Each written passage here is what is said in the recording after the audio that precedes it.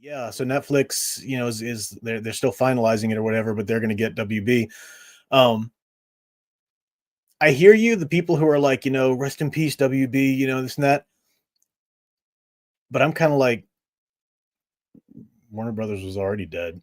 I mean, like, there was nobody out there who was going to buy it and actually do anything right by it. So I couldn't care less by this news. Everyone's like, "What do you think? What do you think?" I was like, I think some crappy people bought a property that was not doing anything but crappy stuff with, and they're going to do crappy stuff with it again. And like what, there's I mean, I'm not trying to be doom and gloom and say you'll never get another good story again. There's more wrong with the Hollywood system. There's more wrong with the popular entertainment world than just who owns a company.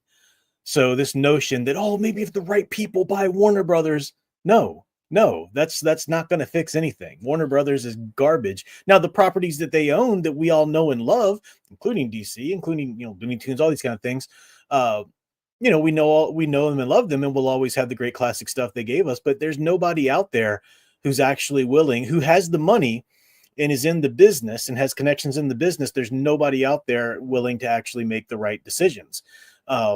You've got to be a creative and a businessman, and those two aren't the same. And the business people don't hire good creatives. They don't know how to hire an actual person who will handle a story well. They just know how to think corporately. Okay, what worked last year, do more of that this year. Do everything we did last year 2 times that to get more of that this year. They don't have the cognitive ability to think about what makes a good story. And so the Hollywood system is just a cancerous, it's on its deathbed, and it couldn't die faster, is in my opinion.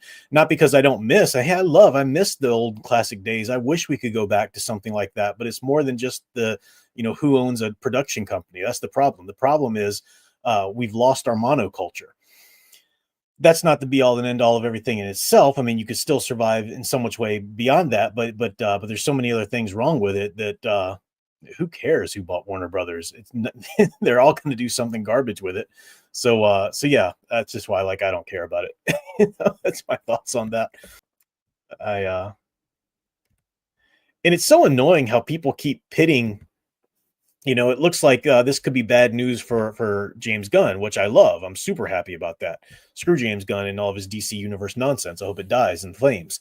But people are like, again, from the get go, they've always been like, oh, so you must like Snyder then. Oh, if Gunn fails, then Snyder will come back in.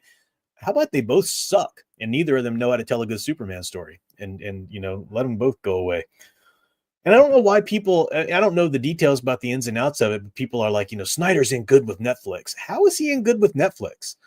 I mean, I know that there's things behind the scenes or whatever, but like his crappy Star Wars wannabe movie was garbage. No one really thought that was a well done film. That Netflix footed the bill for him and everything. Like, who's giving this man more money to do something? I'm not saying it's not going to happen or whatever. I'm not keeping up with the news behind the scenes, and I know some Saudi Arabia or whatever. Whatever.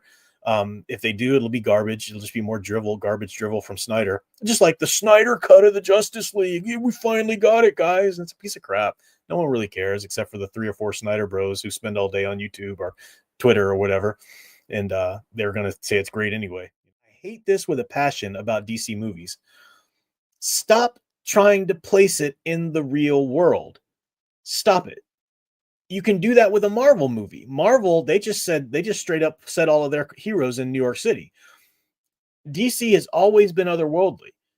Both Metropolis and Gotham City are 2 different reflections of New York City. It's the city of tomorrow. Metropolis, the Art Deco, that's what it's supposed to look like. And the only live action movie that's ever gotten that right is Superman Returns. And I think even it could have done more. But that's the only live action movie that ever set Metropolis as a proper, city of tomorrow. Even James Gunn's crap didn't set it like that. And then the only movie that ever really set Gotham correctly was Burton's films. Nolan just set Gotham City as like Chicago or something. I mean, it was just a drab, boring, and then Snyder just it's like Cleveland or whatever. It was whatever. These should be otherworldly cities. These should be awesome, Stop trying to set DC universe in the real world. It doesn't work. It's dumb. Yeah, Tim Burton. I mean, let's just give a shout out to Anton First again, the one who won the award for the set design. I mean, that man just he really got Gotham right. I mean, so much has been said about it. I don't even know what else I could say, but yeah, shout out to Anton First for that. The production designer, set designer, or whatever. I think it was art design. Was that, I forget the title he had, something like that. Production design, art design, or whatever. Obviously working within Burton's aesthetic, but he was the one responsible for that, and it was pretty great. But comic book, that industry's dead, and good riddance. I just want it to die off. I don't want it to be saved.